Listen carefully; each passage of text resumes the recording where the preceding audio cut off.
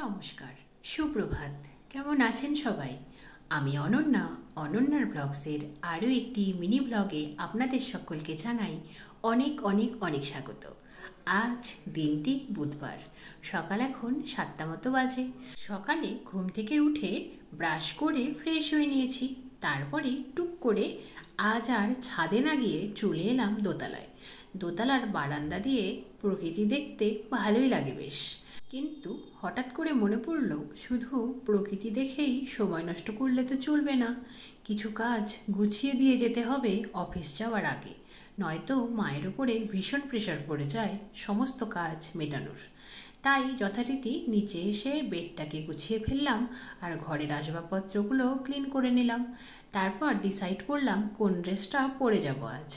তারপর যথারীতি চা পর্ব মিটিয়ে মুখে লাগিয়ে নিলাম ক্লিনজার। তারপর স্নান সেরে এলাম। আজকে হনুমানজিকে বেলকুড়ির মালায় সাজিয়ে দিলাম। তারপর পুজো সেরে হনুমানজিকে প্রণাম করে সেরে ফেললাম আজকের লাঞ্চ। এখন তো লাঞ্চ সকালবেলায় হয়, যেহেতু অফিস যেতে হয়। অফিসে আমি লাঞ্চে হালকা রকমের টিফিনই খাই। তারপর রেডি হয়ে বেরিয়ে পড়লাম অফিসের উদ্দেশ্যে। আজকের মধ্যে পর্যন্তই, আবার দেখা হবে আগামীকাল নতুন একটি ব্লগের সাথে। সবাই ভালো থাকবেন, বাই বাই।